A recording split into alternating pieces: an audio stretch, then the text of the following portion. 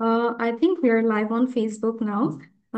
Good afternoon, everyone. I warmly welcome you on behalf of Rapid to this Rapid Policy debate, which is also supported by the UK FCDO.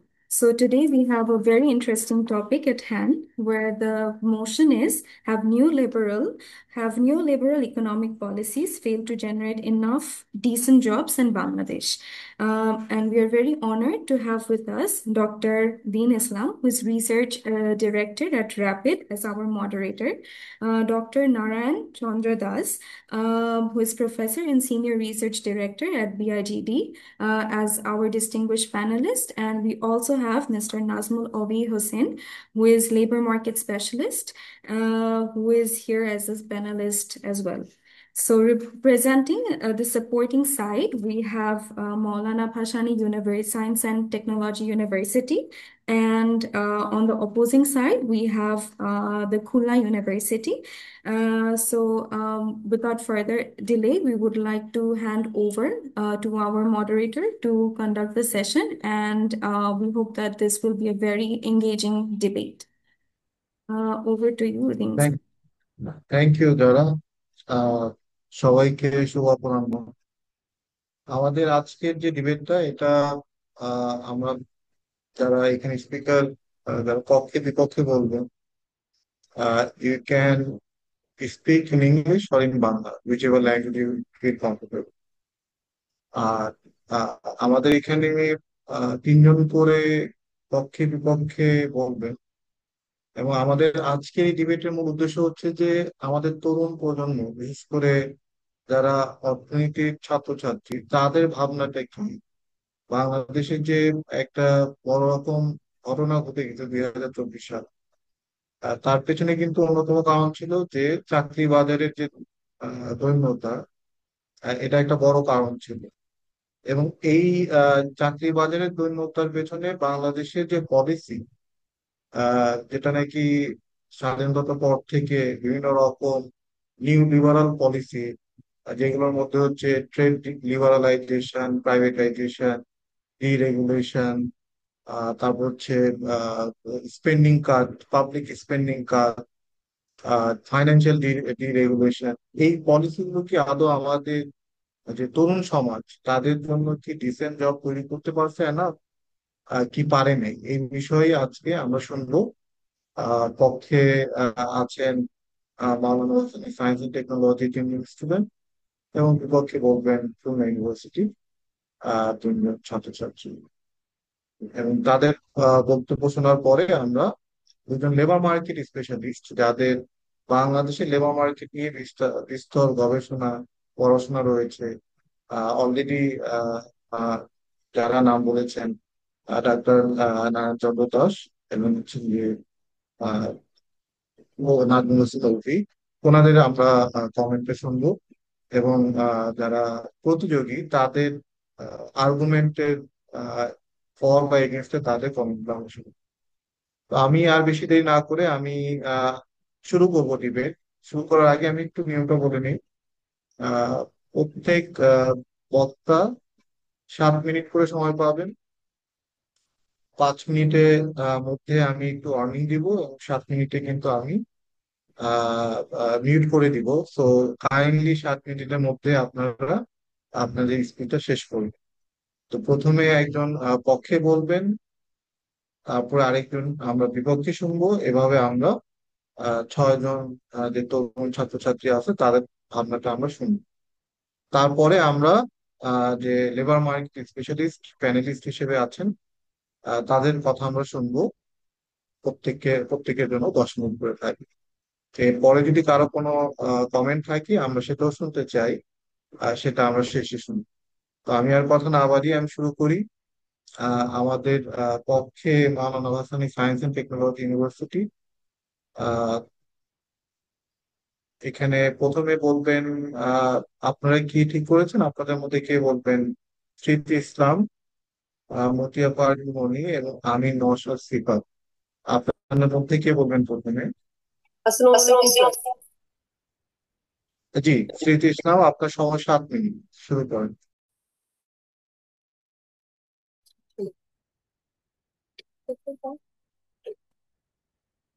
আসসালামু আলাইকুম sir. Sound আসতেছে না। জি, আমরা শুনতে পাচ্ছি আপনাকে। জি, স্মৃতি ইসলাম, আপনি শুরু করতে পারেন।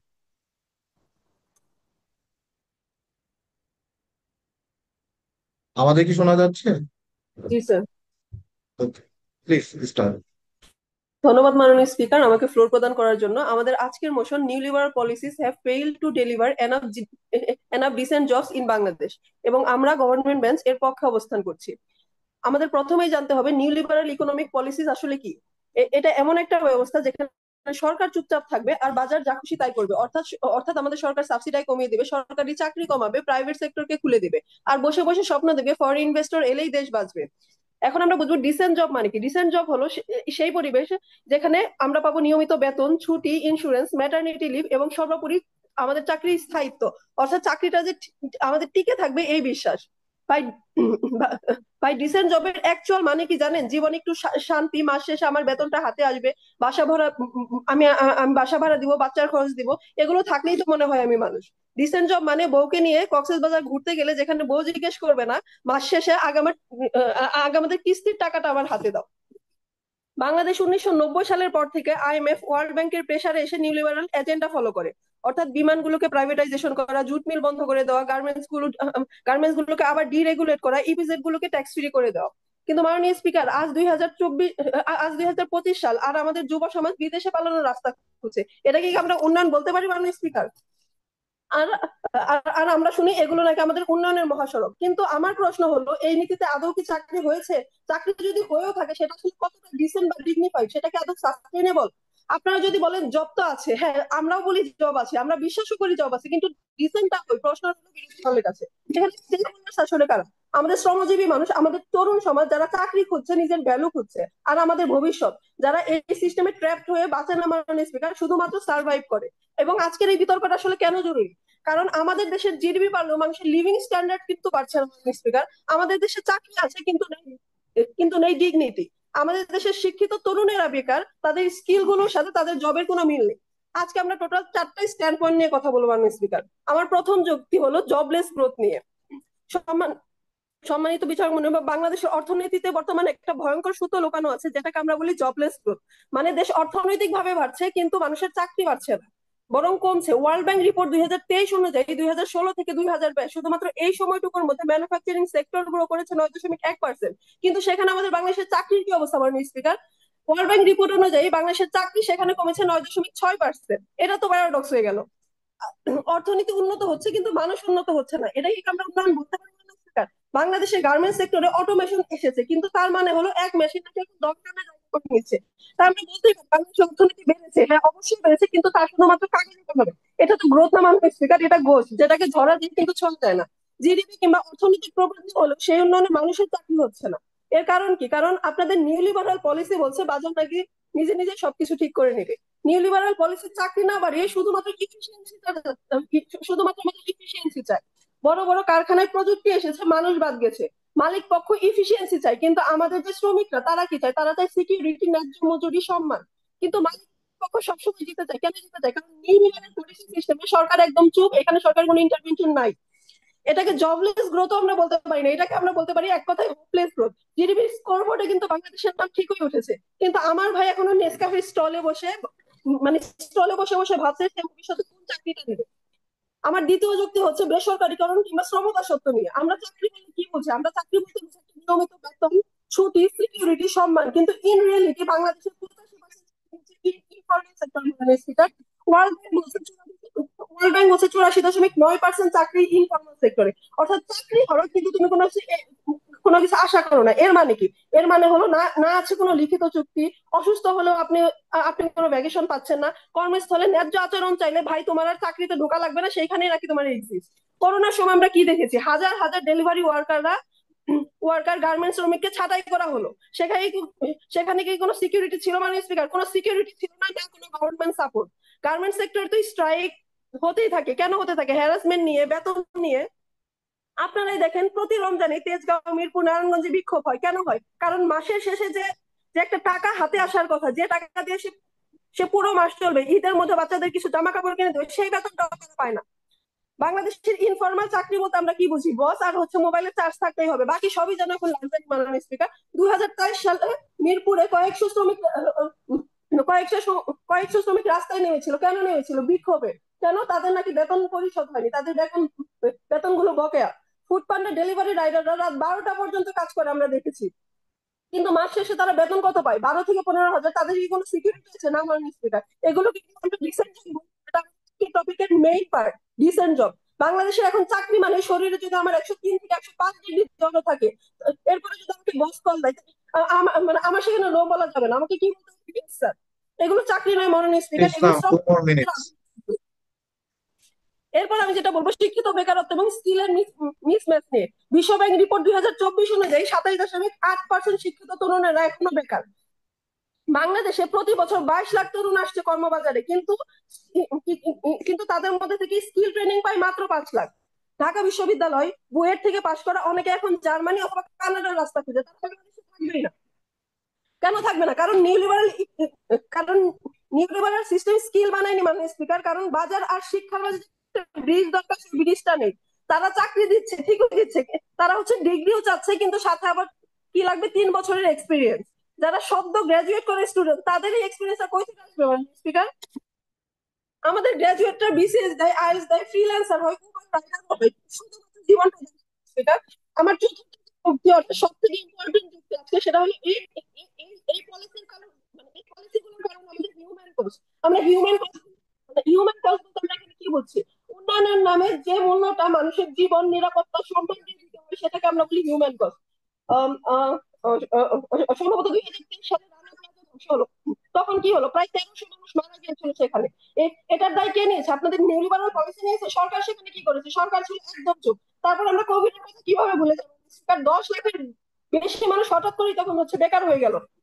তখন আপনাদের নিউলিবারাল পলিসি কই ছিল? কিছু ছিল? এর দায় কে নিবে মাননীয় স্পিকার? বলছি ইসলাম, সময় শেষ। Please end your argument. মাননীয় স্পিকার, আমি আর 15 মিনিট, আমি আর 15 সেকেন্ড সময় চেয়ে নিচ্ছি, শুধুমাত্র ফিনিশিং লাইনগুলোর জন্য। নিউ লিবারালিজম বলছে প্রফিট ফার্স্ট, মানুষ পরে, কিন্তু আমাদের দেশে জীবনগুলো প্রফিট কলাম না মানে স্পিকার। তারা চায় ন্যায্য মজুরি, সম্মান, ভবিষ্যতের নিরাপত্তা। এই নীতিগুলো আমাদের মানুষকে শিক্ষা দেয় কিভাবে মানুষ গড়তে হয়। এগুলো আমাদের শিখিয়েছে শ্রমিক শোষণ কিভাবে মানুষ ভাঙতে হয়। এটা তো শুধুমাত্র কোনো ডিবেট না, এটা 8 কোটি কর্মক্ষম মানুষের বাস্তবতা। আমরা উন্নয়ন চাই, কিন্তু এমন উন্নয়ন চায় না মাননীয় স্পিকার যেখানে শুধুমাত্র জিডিপি বাড়ছে কিন্তু মানুষের কোনো উন্নতি হচ্ছে না, গরিবের ঘরে ভাত থাকে না। নিউ লিবারালিজম দেশে চাকরি দেয়নি, নিরাপত্তা দেয়নি, সম্মান দেয়নি, ভবিষ্যৎ। So yes, it has failed and miserably so. ধন্যবাদ মাননীয় স্পিকার। অসংখ্য ধন্যবাদ স্মৃতি ইসলাম। স্মৃতি ইসলাম চমৎকার ভাবে বলেছে যে আমাদের বর্তমান যে পরিস্থিতি, এই পরিস্থিতিতে আরো মানে অটোমেশনের সাথে কিন্তু নিউ পলিসি আমাদের চাকরি বাজারকে আরো হয়তো অস্থিতিশীল করতে পারে। আমরা এখন বিপক্ষে শুনবো। বিপক্ষে প্রথমে বলবেন শাহরিয়ার সালিম ঐশী। জি, আপনার সময় 7 মিনিট আপনাকে অনিন্দ হবে। Thank you. Please go ahead. Am I audible? জি, আপনাকে শোনা যাচ্ছে। Okay, I'm starting. Thank you, Honorable Moderator, for giving me the floor. As the leader of the opposition, I rise firmly against today's motion that neoliberal economic policies have failed to generate enough decent jobs in Bangladesh. Let me make our stand from the very beginning. We do not deny that Bangladesh still faces serious challenges in terms of job creation and labor quality. But the motion before us is not about whether challenges exist. It is about whether neoliberal economic policies are to blame and whether they have failed. On this point, we in opposition stand firm. Neoliberalism has not failed. Neoliberalism has been the foundation of Bangladesh economic transformation, the driving force behind millions of new jobs, and the only reason we have moved from a low income, aid dependent states in the 1970s to a dynamic economy today. To vote for the proposition, we would have to believe that without neoliberal reforms, Bangladesh would have created more decent jobs. Under a different model, we will show you that not only is that false, but that the exact opposite is the truth.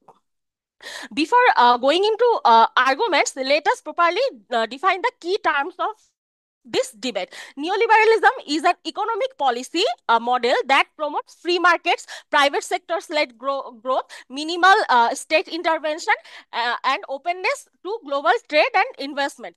For Bangladesh, this meant privatization, reducing trade barriers, and shifting towards export-oriented industries. Starting in the 1980s under a structural adjustment program led by the World Bank and IMF. Decent jobs defined by the International Labour Organization are the jobs that offer fair income, job security, safe working conditions, social protection, and respect for workers' dignity. For the proposition to prove their case, they must go beyond listing labor market problems. First, that neoliberalism itself is the cause of these problems, and second, that it has failed both. Honorable moderator, I must that I am trying to elaborate the neoliberal policies in Bangladesh and its success over years. First of all, we will talk about the poverty reduction and income growth. In 1990, over 43% of Bangladeshis lived in extreme poverty. But today, the figure is under 12%. Per capita income has risen from only $360 in 1990 to over $2,800 in 2023.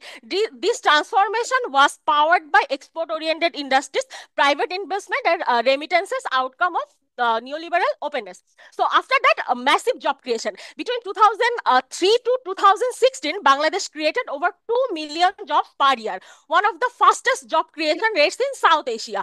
The ready-made garment sector alone employs more than 4 million workers, mostly women, while the services and construction sectors have absorbed millions more.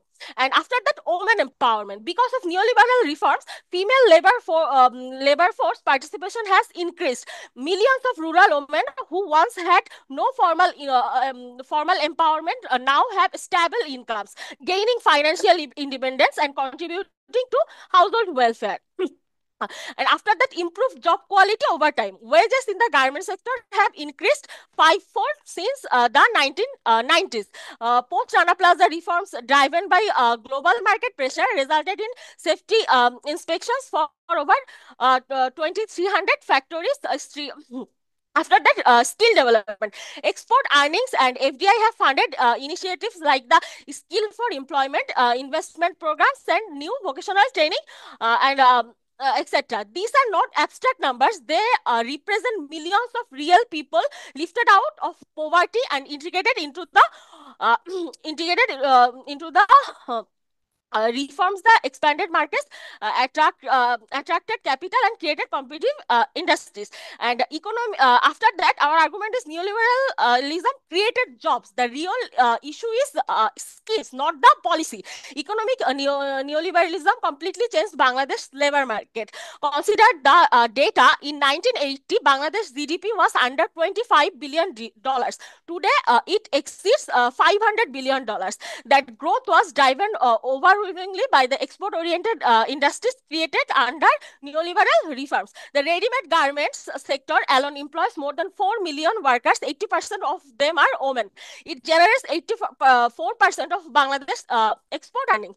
Foreign direct investment and remittances fluided the services sector and created millions of additional jobs in logistics, finance, and construction. These are not abstract number. They represent life changes. For example, if we try to consider the life of a rural woman before market liberalization, she had no formal employment beyond subsistence domestic work.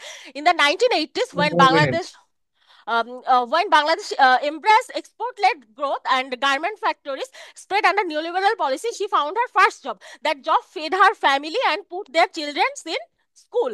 This story is not an exception. It mirrors millions of rural women. And other alternate then honorable moderator evaluate whether neoliberalism failed. We must ask, compared to what did Bangladesh have before these reforms and what happened to countries that rejected them. After independence in 1971, Bangladesh embraced a socialist inspired centrally planned economic model. The state nationalized major industries, controlled trade, and ran production through state-owned enterprises. The result was devastating. By late 90s, Bangladesh was one of the most aid-dependent countries in the world. Private initiatives of for example, the collapse of Adamji jute mills, once the world's largest jute plant and flagship SOE, in a perfect example. So, as a for conclusion, Honorable Moderator, neoliberal economic policies are the reason Bangladesh transferred from a struggling agrarian state into one of the fastest growing economics in the world. They created millions of jobs, opened global markets, brought women into the labor force, and laid the foundation for improving labor standards. The true obstacles are skills, institutions, and governance, not the economic model itself. For this reason, the motion that neoliberal economic policies have failed to generate enough decent jobs in Bangladesh is fundamentally flawed, and we on the opposition proudly and strongly oppose it. Thank you, Honorable Moderator. Thank you, Rishi, for your very compelling argument. Let us now hear uh,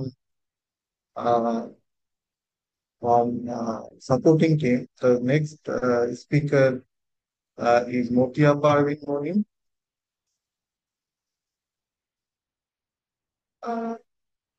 Motia Parvin, you have 7 minutes. I'll give you a warning at the end of 5 minutes. Please go ahead.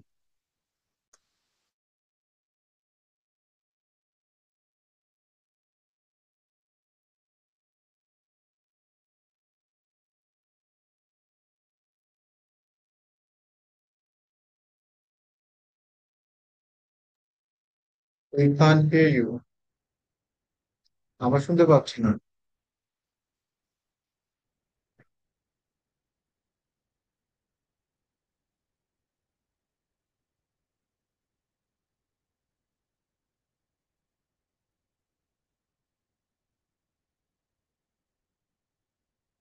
শুনতে পাচ্ছি না।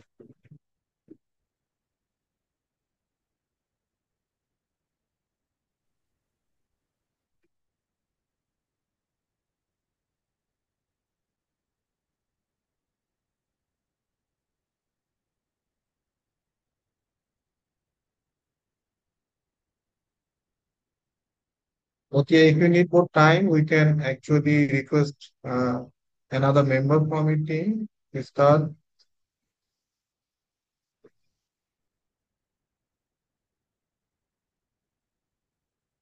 আমিন নওয়াজ শিফাত। আমিন আছেন এখানে?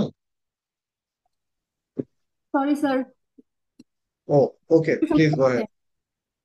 শোনা যাচ্ছে। Sir আমার আইডিতে একটু সমস্যা হয়, আমি আমার দলীয় বক্তার আইডি থেকে আসছি sir, sorry. No no no problem, শুরু কর।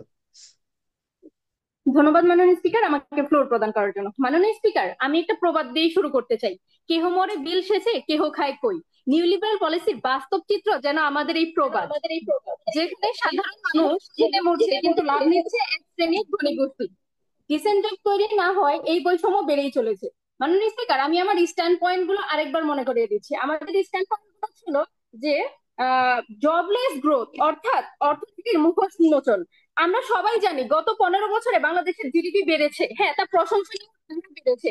আমরা উন্নতি করছি, আমরা জিডিপি গ্রোথ বাড়াচ্ছি, আমাদের জবের সেক্টর বাড়তেছে, আমিও সেটা মেনে নিয়েছি। আমরা একবারও বলিনি যে আমরা জব দিতে পারছি না, এই পলিসি জব দিতে পারছে না, এটা আমরা একবারও বলিনি। হ্যাঁ, এই পলিসি জব দিচ্ছে, কিন্তু আমাদের মেন পয়েন্ট যেটা, আমাদের পয়েন্ট যেটা ছিল সেটা হচ্ছে আমরা ডিসেন্ট জব দিতে পারছি না মাননীয় স্পিকার। জব আর ডিসেন্ট জবের মধ্যে কিন্তু পার্থক্য আছে মাননীয় স্পিকার, সেটা আমার প্রথম বক্তা ক্লিয়ার করে গিয়েছেন যে কোনটাকে ডিসেন্ট জব বলা হয়, সেটা সংজ্ঞান আমরা আগেই করে গিয়েছি। এখন আমরা দেখি যে আমাদের যে জিডিপি বেড়েছে 6 থেকে 8% পৌঁছেছে, কিন্তু আমার প্রশ্ন এই প্রবৃদ্ধির কতটা চাকরি তৈরি করেছে মাননীয় স্পিকার? বাস্তবতা হলো জিডিপি বাড়লো, চাকরির সংখ্যা বাড়েনি। আইএলও দেশে 15 থেকে 24 বছর বয়সী তরুণদের মধ্যে বেকারত্বের হার 10%-এরও বেশি, বিশেষ করে শিক্ষিত তরুণদের মধ্যে বেকারত্বের হার অনেক বেশি। সরকারও এই পলিসি যখন বলছে উন্নয়ন হচ্ছে। আমার প্রশ্ন, যখন উন্নয়ন তাদের জন্য মাননীয় স্পিকার, এই জিডিপির লাভ শুধু কর্পোরেট গোষ্ঠী পাচ্ছে, সাধারণ জনগণ তার জনগণ পাচ্ছে না, সেটা উন্নয়ন নয়, এটা বিভাজন মাননীয় স্পিকার। আমাদের দ্বিতীয় স্ট্যান্ড পয়েন্ট ছিল বেসরকারি ও শ্রমদাসত্ব, মানে কাজ আছে কিন্তু মর্যাদা নেই। আমরা কিন্তু একবারও বলিনি মানে স্পিকার এই পলিসি আমাদের কাজ দিতে পারতেছে না, বা এই পলিসির জন্য হচ্ছে আমাদের দেশে বেকারত্ব বেড়ে চলেছে। আমাদের দেশে বেকারত্বের হার কমেছে, এটা আমরা মানতেছি, কিন্তু ডিসেন্ট কতটুকু হয়েছে মানে স্পিকার? ডিসেন্ট, আমার চাকরির কোনো নিশ্চিন্তা নেই। আমি আজকে একটা বেসরকারি জব করতেছি, আমি আমি এটা জানি আমি যে কালকে আমার চাকরি চলে যেতে পারে, আমার চাকরির কোনো নিশ্চয়তা নেই। আমার বস যদি আমার বসের মূর্তি চাকরিতে আসতে হবে না, আমার কোনো নিশ্চয়তা নেই। আমার বেতন ভালো না। নিউ লেবার পলিসির অন্যতম বৈশিষ্ট্য ছিল বেসরকারীকরণ। রাষ্ট্র দায়িত্ব ছিল বলেছে বাজারই ঠিক করবে সব। কিন্তু উদাহরণস্বরূপ আমরা যদি গার্মেন্টস সেক্টর গুলো কথা জানি, আমার অপোনেন্ট বলে গিয়েছে যে গার্মেন্টস সেক্টর অনেক উন্নতি হয়েছে, এক্সপোর্ট বাড়তেছে। আমরা যদি গার্মেন্টস সেক্টর গুলোর দিকে তাকাই মাননীয় স্পিকার, আমরা দেখতে পারবো 40 লাখের মতো শ্রমিক এখানে কাজ করতেছে ঠিকই, কিন্তু ন্যায্য মজুরি কয়জন পাচ্ছে মাননীয় স্পিকার? আমরা দৈনিক 10 থেকে 12 ঘন্টা গার্মেন্টস সেক্টরে কাজ করে বেতন পাচ্ছি 7 থেকে 10 হাজার টাকা। এটা কি কোনো ডিসেন্ট জবের অংশ হতে পারে মাননীয় স্পিকার? সেখানে আমাদের বাজারের যে অবস্থা, সেখানে 7 থেকে 10 হাজার বা 10 থেকে 12 হাজার টাকায় কিভাবে একটা মাস চলে মাননীয় স্পিকার? তার মধ্যে সেখানে নেই হচ্ছে আমাদের কোনো জীবনের নিরাপত্তা, আমাদের নেই কোনো হচ্ছে সুযোগ সুবিধা। এই সেক্টরে একটা গবেষণায় দেখা গেছে এই সেক্টরে 75% নারী, যাদের অধিকাংশ কাজ করেন 12 ঘন্টার বেশি, কিন্তু বেতন ন্যূনতম, যার জীবন ধারণের জন্য পর্যাপ্ত নয়। এছাড়া আদমজি পাটকলের মতো এত বড় সরকারি প্রতিষ্ঠান ঢাকা 2002 সালে নিউ লিবার পলিসি যায়, শুধু যে প্রতিষ্ঠানটা হারিয়ে মানুষ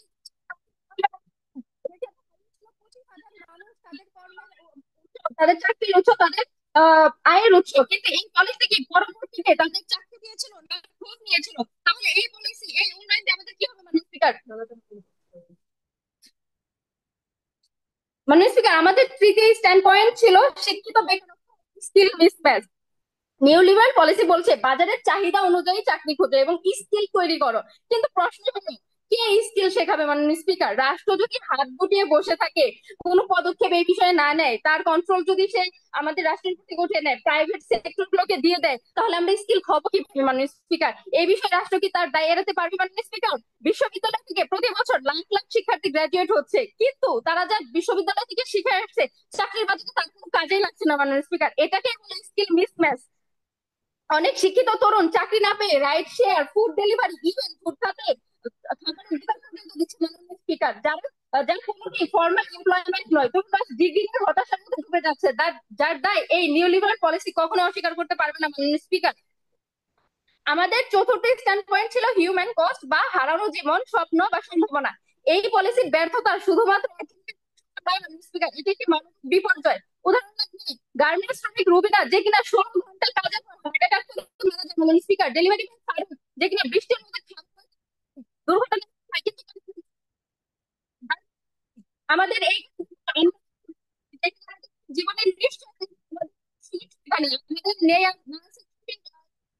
বেতনের সুযোগ সুবিধা, কোনো সুযোগ সুবিধা নেই। আমরা ভাতা পাচ্ছি না, আমরা আমাদের ভবিষ্যতের কোনো নিশ্চয়তা পাচ্ছি না।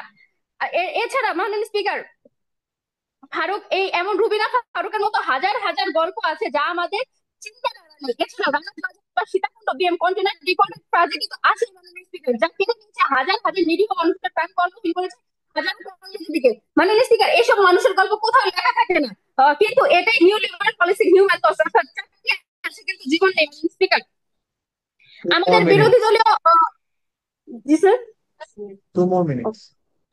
আমার বিরোধী দলীয় বক্তা বলে গেছেন যে জিডিপি বেড়েছে, উন্নয়ন হচ্ছে। মাননীয় স্পিকার, আমার বিরোধী দলীয় বক্তা বলে গেছেন উন্নয়ন হয়েছে, জিডিপি বেড়েছে। তারা হয়তো জানেন না মাননীয় স্পিকার, ইকোনমিক গ্রোথ এবং ইকোনমিক ডেভেলপমেন্টের মধ্যে পার্থক্য আছে। যখন শুধু একটা দেশের জিডিপি বাড়ে তখন আমরা তাকে বলি ইকোনমিক গ্রোথ, কিন্তু ইকোনমিক ডেভেলপমেন্ট তখনই হবে মাননীয় স্পিকার যখন এই মানে জিডিপির পাশাপাশি আমার দেশের জনগণের লিভিং স্ট্যান্ডার্ডটাও বাড়বে মাননীয় স্পিকার। আমি কি বাস্তব উদাহরণ দিচ্ছি চা শ্রমিকদের মাননীয় স্পিকার। 2022 সালের আগ পর্যন্ত একজন চা শ্রমিক দৈনিক 8 থেকে 10 ঘন্টা কাজ করে বেতন পেতেন মাত্র 120 টাকা। ভাবা যায় মাননীয় স্পিকার, যেখানে 1 কেজি চাল কিনতে আমাদের 60 থেকে 70 টাকা। যাই হোক, পরবর্তীতে শ্রমিকরা আন্দোলন করে তাদের অধিকার আদায়ের জন্য, কিন্তু ফলাফল মাত্র 50 টাকা বাড়িয়ে মজুরি হয় 170 টাকা, যা কিনা ন্যূনতম জীবন ধারণের জন্য পর্যাপ্ত নয় মাননীয় স্পিকার। বাংলাদেশ এমন হাজার হাজার শ্রমিক রয়েছে, হাজার হাজার সেক্টর রয়েছে যেখানে শ্রমিক অর্থনীতিতে, কিন্তু তারা নিজেদের মানবিক জীবন থেকে বঞ্চিত। ঠিক আছে, তারা অপোজিশন করে গেছে, আমাদের পার ক্যাপিটা ইনকাম বাড়ছে, পার ক্যাপিটা ইনকাম বাড়ছে, জিডিপি জিডিপি বাড়ছে, ইনকাম বাড়ছে মাননীয় স্পিকার। কিন্তু মাননীয় স্পিকার, আমরা তো এইটাই দেখাচ্ছি যে হচ্ছে আমাদের জিডিপি বাড়লেও আমাদের মানুষের জীবনযাপনের মান কতটুকু বেড়েছে, আমাদের বেতন কতটুকু বেড়েছে মাননীয় স্পিকার। এটা তো ডিসেন্ট না মাননীয় স্পিকার। জিডিপি বাড়ানো কিন্তু ডিসেন্ট জব বাড়ানো না মাননীয় স্পিকার। আমাদের রপ্তানি বেড়েছে, কাজ তৈরি হয়েছে, প্রবৃদ্ধি বৃদ্ধি পেয়েছে, হ্যাঁ কাজ হয়েছে, কিন্তু কেমন কাজ? বাংলাদেশের 85% শ্রমিক এখনো ইনফর্মাল সেক্টরে মাননীয় স্পিকার কাজ করে যাচ্ছেন, যেখানে এই চাকরির নিশ্চয়তা, বেতনের সুরক্ষা, স্বাস্থ্য বীমা বা মাতৃকালীন ছুটি, অর্থাৎ জিডিপি বাড়ছে কিন্তু মানুষের মর্যাদা বাড়ছে না। এটাই গ্রোথ উইদাউট ডেভেলপমেন্ট মাননীয় স্পিকার। গার্মেন্টস সেক্টরে লাখ লাখ মানুষ কাজ করলেও গার্মেন্টস সেক্টরে মানুষের জীবন ছোটই রয়ে গেছে। দিনে 10 থেকে 12 ঘন্টা চাকরি করে মানুষের বেতন 12,000 টাকা, বোনাস ঠিক মতো পায় না, ওভারটাইম করলে এই কোনো সোশ্যাল প্রোটেকশন। 2013 সালে নানা কাজের প্রাথমিক কথা তো আমি স্মরণ করে দিয়ে গেলাম মাননীয় স্পিকার। তারা বলেছে যে বিদেশি বিনিয়োগ আসছে, এসেছে, বিনিয়োগ বেড়েছে, কাজ তৈরি হচ্ছে। এটি সময় শেষ। মাননীয় স্পিকার 15 সেকেন্ড সময় চেয়ে নিচ্ছি। শ্রমিকদের সুরক্ষা দেয় না, তাহলে সেটা জব ক্রিয়েশন না, জব এক্সপ্লয়টেশন। বাংলাদেশের অনেক বিদেশি কোম্পানি এসেছে যারা শ্রমিকদের ন্যায্য মজুরি দেয় না, ইউনিয়ন গঠনে বাধা দেয়, পরিবেশ দূষণ করে। এটা কোনো নয় মাননীয় স্পিকার। ধন্যবাদ মাননীয় স্পিকার। অসংখ্য ধন্যবাদ মতিয়া পারভিন, খুব চমৎকার আর্গুমেন্ট। আমরা এখন এগেন্স্ট টিম দ্বিতীয় বক্তার কাছ থেকে শুনবো, রাইস বিশ্রাম সরোবর। Sorry, it's actually Shanil.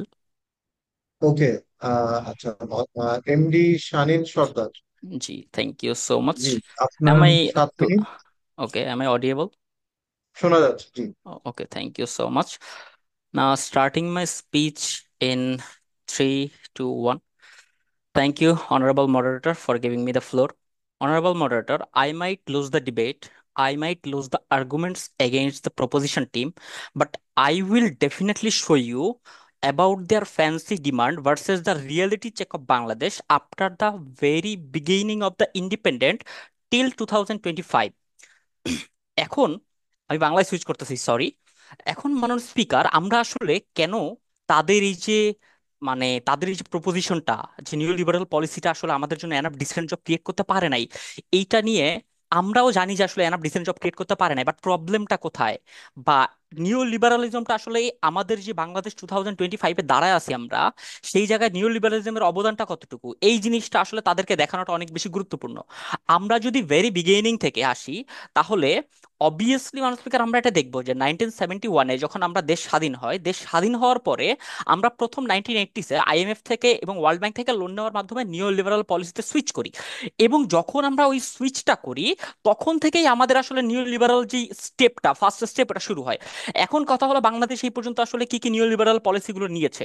Bangladesh মানুষ স্পিকার প্রাইভেটাইজেশনে অনেক বেশি ফোকাস করেছে, ডিরেগুলেশন বা মার্কেট ইন্টারভেনশনে অনেক, গভর্নমেন্ট মার্কেট ইন্টারভেনশনে অনেক লেস ফোকাস করেছে। এখন প্রপোজিশন টিমের একটা বড় কনসার্ন ছিল, আমার কাছে মনে হয় তারা ডিরেগুলেশন বলতে governmental less intervention versus no government intervention, এই জায়গায় একটু মিসম্যাচ করে ফেলছে। তাদের স্পিচ শুনে মনে হচ্ছিল যে তারা আসলে গভর্নমেন্টের নো ইন্টারভেনশনকে মেনশন করতেছে।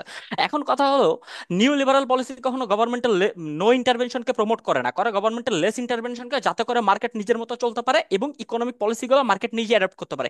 এখন কথা হলো মাননীয় স্পিকার, কেন আসলে আমরা নিউ লিবারাল পলিসিকে দায়ী করতে পারবো না? কারণ নিউ লিবারাল পলিসিগুলো আপনি যদি চিন্তা করেন, 80s-এর আগে যখন বাংলাদেশ আসলে স্বাধীন হয়, বাংলাদেশ টোটালি একটা এইড ডিপেন্ডেন্ট কান্ট্রি ছিল, যারা কিনা বহির্বিশ্বের যে সাহায্যগুলো দেশে আসবে, আমাদের দেশের মানুষের ইনফ্রাস্ট্রাকচার ব্রোকডাউন ছিল, আমাদের যে শিল্পগুলো ওইগুলো মানুষের ভালো অবস্থায় ছিল না। তার মানে একটা দেশ যারা আসলে দুর্ভিক্ষের মধ্যে পড়েছিল, সেই দেশটাকে তুলে আসার জন্য আমাদের অন্য কোনো ওয়ে আউট ছিল না, আমাদের ইকোনমিক সিস্টেম তখন কাজ করতেছিল না। এখন মানুষের এখানে অনেকগুলো প্রবলেম আছে, আমি প্রবলেমগুলো পরে আইডেন্টিফাই করতেছি, but new liberal policy itself আমাদের জন্য আসলে ব্লেসিং হয়ে আসছে। সেই ব্লেসিংটা আমি আগে আপনাকে দেখা করি, আমি আগে দেখাই। তার আগে ছোট্ট একটা রিবার্টাল, সেটা হলো গভর্নমেন্টের স্পিচ শুনে মনে হয়েছে তারা আসলে ডিসেন্ট জব ক্রিয়েট করা নিয়ে অনেক বেশি কনসার্ন, রেদার দেন তারা যেই আর্গুই করতেছে যে 27% ইউনিভার্সিটি গ্রাজুয়েট আসলে আজকে আমার বেকার, তারা এটা নিয়ে কনসার্ন না যে ওই 27%কে এট এনি কস্ট আমাকে যে কোনো চাকরিতে ঢুকাইতে হবে, যাতে করে আনএমপ্লয়মেন্ট রেটটা কমে, যাতে করে তার একটা মিনিমাল ইনকাম তার হাতে আসে মানুষ স্পিকার, রেদার দেন ঘরে বসে থাকা। তো সেই মিনিমাল ইনকামে থেকেও তারা আসলে এটা কনসার্ন যে তারা চায় একবারেই আমার ডিসেন্ট জবটা আসুক। অ্যান্ড এই যে যে স্কিল মিসম্যাচটা আমার স্পিকার, সবচেয়ে বড় উদাহরণ এইখানে। আপনি চিন্তা করেন একটা ইউনিভার্সিটি ছেলে যখন কি আমার স্পিকার চাকরি পরীক্ষাতে যায়, তার আসলে প্রপার স্কিল গুলোই থাকে না, সে কিভাবে আসলে একটা জবের জন্য মানুষকে প্রপারলি স্যুট হয়। এই যে যে এডুকেশনালের সাথে জব মার্কেটের একটা মিসম্যাচ মানুষকে, এটা কখনো নিউ লিবারাল পলিসির উপর যায় না। এই পলিসিটা আসলে আপনার এডুকেশনাল ইনফ্রাস্ট্রাকচার অনেক বেশি ভালনারেবল, যেই ভালনারেবিলিটির কারণে আপনার আজকে আসলে ওই স্টুডেন্ট গুলো গ্রাজুয়েট হওয়ার পরেও মানুষ স্পিকার আজকে জবলেস থাকে। তার মানে কি, আমরা আপনাকে দেখাইছি ইউনিভার্সিটি যে গ্রাজুয়েট স্টুডেন্ট গুলো থাকে ওইগুলো আসলে কেন আনএমপ্লয়মেন্টে ভোগে প্রথমত। দ্বিতীয়ত আপনি চিন্তা করেন আমাদের দেশের যে ইনফ্রাস্ট্রাকচার, আমি যদি 2000 সাল থেকে চিন্তা করি, আগের 80 বছর, আগের 1980s থেকে 2000 সাল পর্যন্ত আমি কেন স্কিপ করতেছি এটা আমি পরে বলছি। বাট 2000 সাল থেকে যখন বাংলাদেশের গার্মেন্ট শিল্পগুলো রাইজ করা শুরু করে, and it's the first step মানুষ স্পিকার, যেটা আসলে আমাদের নিউ লিবারাল পলিসির কারণে আমাদের গার্মেন্ট ইন্ডাস্ট্রিগুলো ফ্লারিশ করা শুরু করে, আমাদের যেই রেমিটেন্স যোদ্ধারা আছে, যে লেবার মার্কেটটা আছে, সেটা বিদেশে সুইচ করা শুরু করে, আমাদের দেশে বিভিন্ন মাল্টিন্যাশনাল কোম্পানিগুলো আসা শুরু করে। এর আগে কেন আসে নাই, বা এর পরে কেন আসছে অ্যাকচুয়ালি, এবং এরা আসার ফলে কি হয়েছে আপনি চিন্তা করেন, 4 মিলিয়ন মার্কেট জব গ্র্যাব করে রাখছে আরএমজি সেক্টর। এটা হলো ডিরেক্টলি যারা আসলে গার্মেন্টসে কাজ করে। ইনডিরেক্টলি এই নাম্বার 4 কোটিরও বেশি। কেন? কারণ এই গার্মেন্টস থেকে মানুষ বিভিন্ন বিজনেস তৈরি হয়েছে যেটা সারা দেশে চলে, এবং প্রত্যেকটা বিজনেসের সাথে মানুষ স্পিকার যেই ওনার আছে, সেই ওনারের 2-3 জন করে এমপ্লয়মেন্ট আছে। তার মানে কি, আপনি যে দেখতেছেন মানুষ স্পিকার, যে ডিসেন্ট জবের কথা তারা আসলে অনেক বেশি কনসার্ন। সেই ডিসেন্ট জবটা একটা প্রসেস। আপনি কখনো একটা মানুষকে পার্সনকে জব দিয়ে তাকে ডিসেন্ট ক্যাটাগরিতে পাঠাতে পারবেন না। আপনি চিন্তা করেন টেক্সটাইল স্টুডেন্ট যারা আসলে প্রত্যেক বছর বুটেক্স বা বিভিন্ন ধরনের টেক্সটাইল সাবজেক্ট পড়ে বের হয়, তারাও 15-20 হাজার টাকা চাকরিতে ঢোকে, এবং এট আ সার্টেইন টাইম লেটার তারা আসলে তাদের বেতনটা বাড়া শুরু করে, তাদের ইনকামটা ডিসেন্ট হওয়া শুরু করে। তার মানে কি মানুষ, এটা একটা প্রসেস। এখন কেন আমরা বলতেছি নিও লিবারাল পলিসিগুলো আসলে still not far as the process, আমরা আসলে একদম ভেরি মাচ বিগিনিং এ আছি। কেন বলতেছি দেখেন, কারণ আমরা 1980s যখন আসলে এই প্রসেসটা শুরু করি, তারপর থেকে যখন পলিসিগুলো নেওয়া শুরু করি, ওই 1980s বাংলাদেশের সোশিও ইকোনমিক ইনফ্রাস্ট্রাকচার এতটাই ভালনারেবল ছিল যে এই পলিসিগুলো সাধারণ মানুষ অ্যাডাপ্ট করতে পারে নাই। কারণ কি, আপনার এগ্রিকালচারাল বেসড একটা কান্ট্রিকে হুট করে যখন আপনি ইন্ডাস্ট্রিয়াল বেসড পলিসি নেওয়া শুরু করবেন, তখন আসলে আপনার এগ্রিগেরিয়ান সোসাইটির যে মানুষজন তারা আসলে ইন্ডাস্ট্রিতে সুইচ করতে তাদের পারবে না। First reason. সেকেন্ড, বাংলাদেশের পলিটিক্যাল ইনস্টেবিলিটি।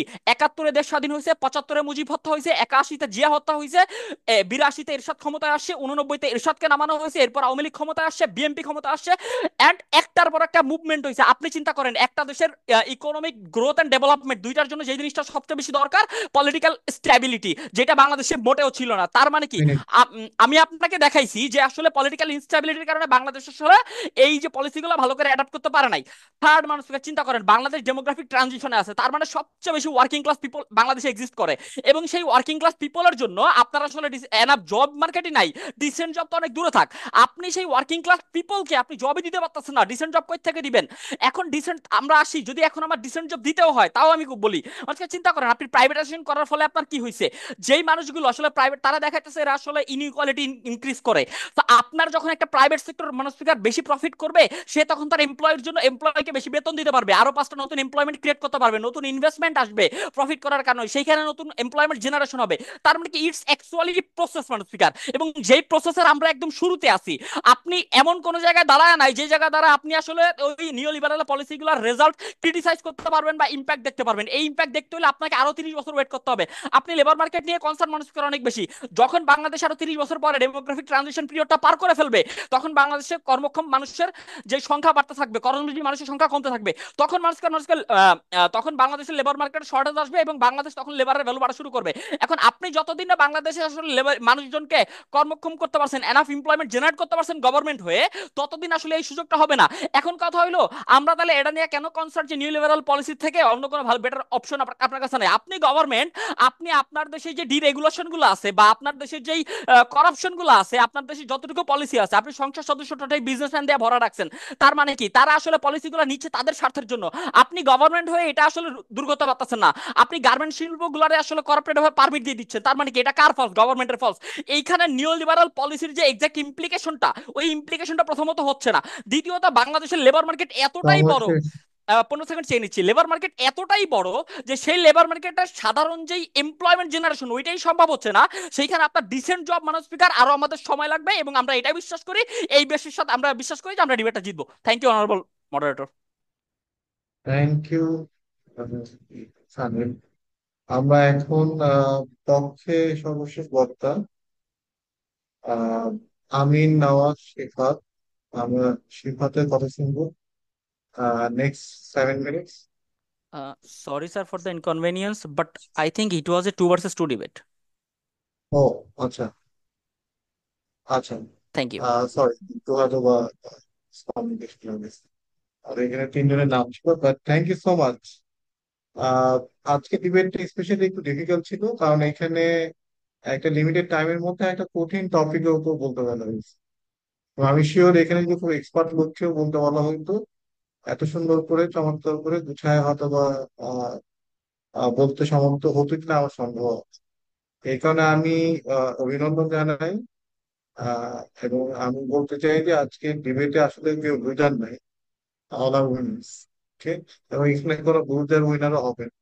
আমরা আজকে ডিবেটের মাধ্যমে বোঝার চেষ্টা করেছি এটা একটা খুবই ক্রিটিক্যাল ইস্যু। বাংলাদেশ এলিট থেকে গ্রাজুয়েশন করছে আগামী বছর। তো এখনো আমাদের যে জব মার্কেট অবস্থা এটা খুব একটা সন্তোষজনক না। এটার জন্য আসলে পলিসি কতটা রেসপন্সিবল এটা আমরা বোঝার চেষ্টা করেছি, এবং আমরা জানার চেষ্টা করেছি আমাদের ইয়াং যে জেনারেশন, বিশেষ করে যারা অর্থনীতি নিয়ে পড়াশোনা করে তাদের ভাবনাটা। তো আমরা এখন একটু এই বিষয়ে যারা কাজ করে বাংলাদেশে তাদের পার্সপেক্টিভ, তাদের একটু কমেন্ট আমরা শুনবো। তো আমি প্রথমেই রিকোয়েস্ট করব আহ নাজমুল হোসাইন অভি। নাজমুল হোসাইন, নেক্সট 10 মিনিটস এই আপনি কমেন্ট করতে পারেন আমাদের বক্তাদের স্পিচের উপর, এবং আপনি আহ, আপনার নিজের যে পার্সপেক্টিভ রিসার্চ থেকে সেটাও শেয়ার করতে পারেন। Thank you. থ্যাংক ইউ, এবং thank you for inviting me, আমাকে ইনভাইট করার জন্য ধন্যবাদ। আর সবাই কে আমি শুভেচ্ছা জানাচ্ছি, র্যাপিডের টিমকে স্পেশালি এত সুন্দর এবং সময় উপযোগী একটা টিম নিয়ে, একটা ইনিশিয়েটিভ নিয়ে ইয়াং যারা স্টুডেন্ট বিতর্ক চর্চা করছেন এবং অর্থনীতিতে পড়াশোনা করছেন তাদের মুখ থেকে এই ইম্পর্ট্যান্ট একটা টপিকে শোনাটা অবশ্য সৌভাগ্যজনক। এবং একই সাথে যারা বলেছেন সময় বের করে অংশগ্রহণ করেছেন তাদেরকেও আমি ধন্যবাদ জানাচ্ছি। তো আমি আসলে আহ, যেহেতু একটা সময় আমি বিতর্ক করেছি, তো বিতর্কের টেকনিক্যালিটিসে যাব না, কারণ যেহেতু আমাকে আজকে সাবজেক্ট ম্যাটার এক্সপার্ট হিসেবে ইনভাইট করা হয়েছে, তো ডিবেটের টেকনিক্যালিটিসে আমি আর আসলে যাব না আজকে। তো টপিকটা নিয়ে আমি কিছু কথা বলবো, তারপর বিতর্কটা নিয়ে হয়তো সেই কথাগুলাই রিলেভেন্ট হবে আলাদা করে না বললে। আহ, তো আমার কাছে মনে হয় আহ, একটা বড় প্যারাডক্স এটা, হ্যাঁ এটা আসলে খুব সলভ করার মতো টপিক না, এটা ফর এগেইনস্ট এবং খুবই ডিবেটেবল টপিক।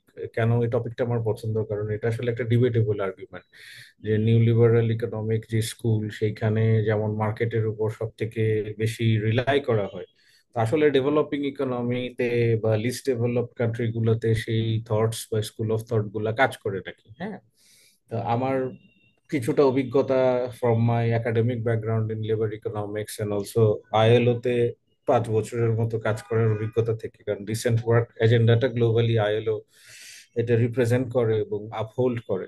তো সেইখান থেকে আমার কাছে মনে হয় যে 2-3টা জিনিস একটু শেয়ার করা দরকার। একটা হলো যে আসলে আমরা কিন্তু অর্থনীতিতে ক্লাসে যখন ওই নিউ লিবারাল থিওরি গুলা শিখি, লেবার ইকোনমিক্স 101 যখন পড়ি, তখন কিন্তু দেখা যায় যে আসলে একটা থিওরি আমরা শিখি যে মার্জিনাল প্রোডাক্টিভিটি শ্রমিকের will be equal to the wage. সে মার্জিনাল প্রোডাক্টিভিটি, হ্যাঁ ওই ফার্স্ট অর্ডার ডিফারেন্সিয়েশন করে যেটা, সেটা is equal to wage and productivity. So actually in real world wage কি আসলে ওইভাবে ডিটারমাইন্ড হয়? মানে আমি জাস্ট কিছু টপিকের একটু একটু করে আলাপ করবো, সময় বেশি নাই, এর মধ্যে যতটুকু সম্ভব। তো রিয়েল ওয়ার্ল্ডে কিন্তু এটা হয় না। শ্রমিক কি আসলে ডেভেলপিং কান্ট্রি গুলা বা লিস্ট ডেভেলপড কান্ট্রি গুলা অর ইভেন ডেভেলপড কান্ট্রি গুলাতে সব সেক্টরে তাদের যেই মার্জিনাল প্রোডাক্টিভিটি সেটার সমান আসলে ওয়েজ পায়, বা কালেকটিভ বার্গেনিং যেটা, হ্যাঁ, লেবার মার্কেটের একটা বড় ইনস্ট্রুমেন্ট হচ্ছে কালেকটিভ বার্গেনিং এগ্রিমেন্ট, অর্থাৎ শ্রমিকের সাথে মালিকের যেই চুক্তি বা কন্ট্রাক্ট, সেখানে তার যে বার্গেন করার একটা সুযোগ থাকে, ওয়েজ, হ্যাঁ, নেগোশিয়েট করার সুযোগ থাকে। তো আমরা ক্লাসে শিখি যে না, আসলে এত নেগোসিয়েশন করার তেমন কিছু নাই, প্রোডাক্টিভিটি যেখানে ঠিক হবে ওইখানেই আসলে ওয়েজটা দিয়ে মার্কেট ক্লিয়ার হবে।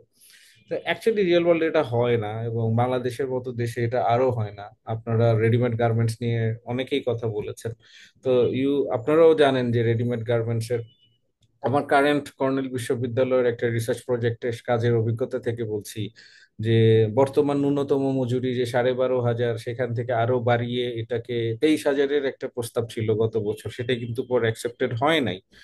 এবং এই যে ন্যূনতম মজুরি যদি আপনি 20 বা 23,000-ও করে দেন, তাও দেখবেন যে আসলে the number of hours readymade garment workers আসলে কাজ করে, তাদের বাসায় যে আমি ইন্টারভিউ করছি এখন আমার একটা রিসার্চের কাজে, তো ইটস রিয়েলি প্যাথেটিক। এবং তখন মনে হয় যে আসলে এখনো আমাদের দেশে এই একটা ডমিনেন্ট সেক্টর, এই there is still a little bit slavery.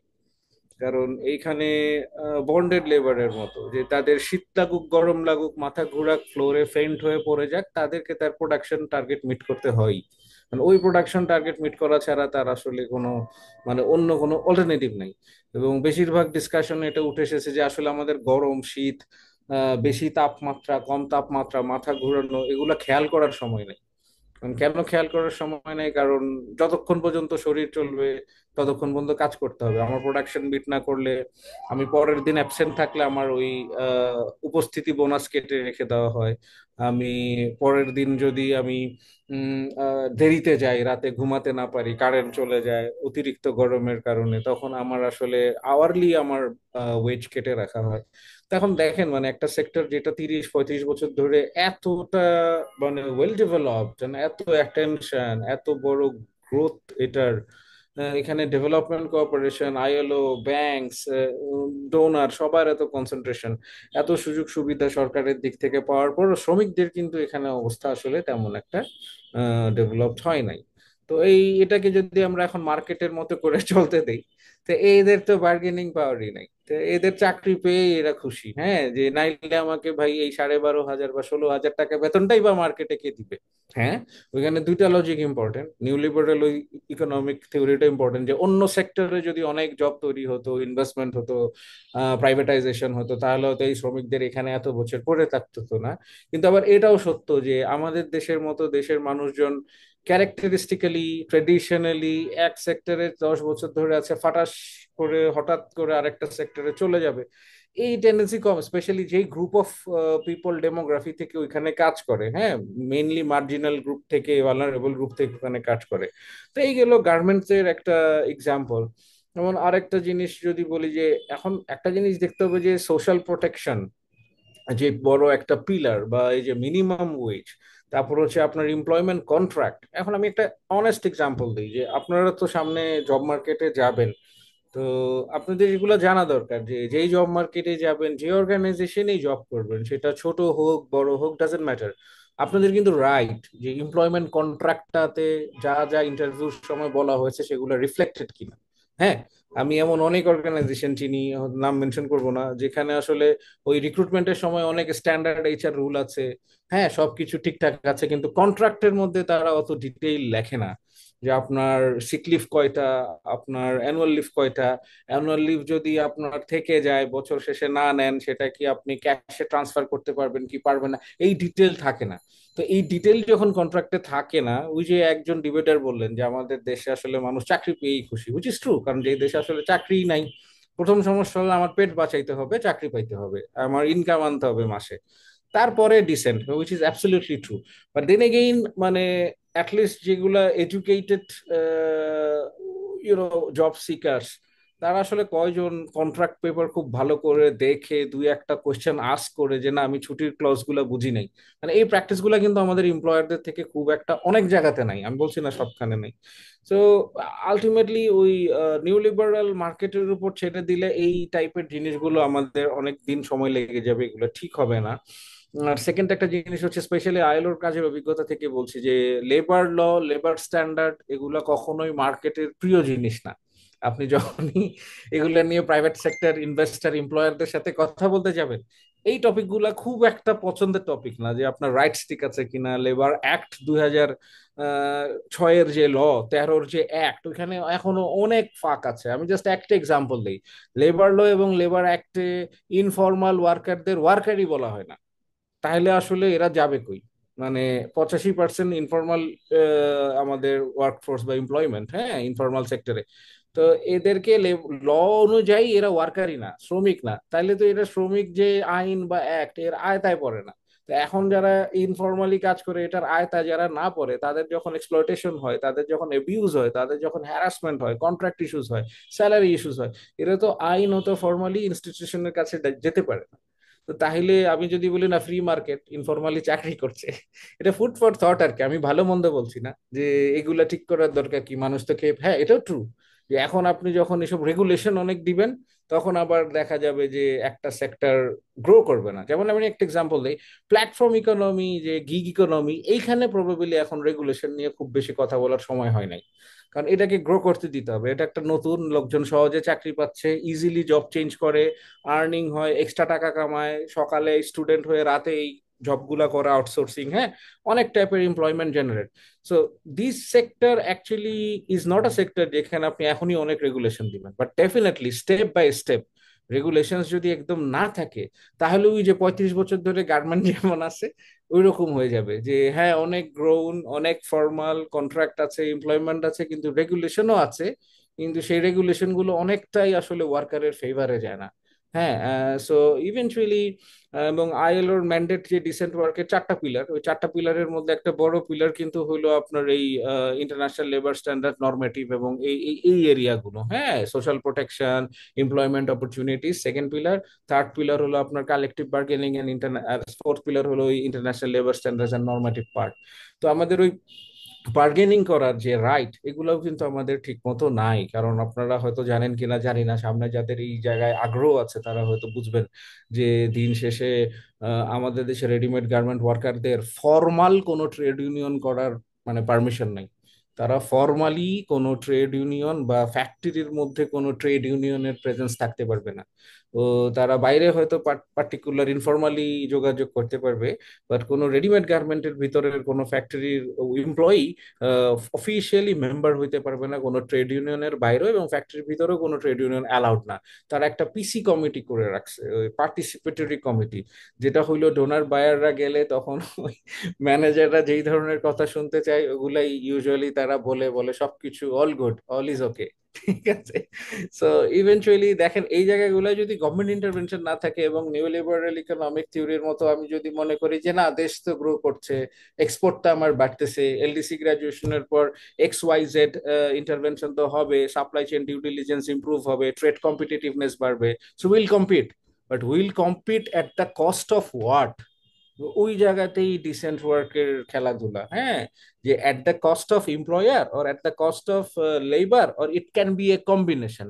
Now when you speak about combination, there comes the role of government interventions, and there comes the role of standard regulation governance, হ্যাঁ।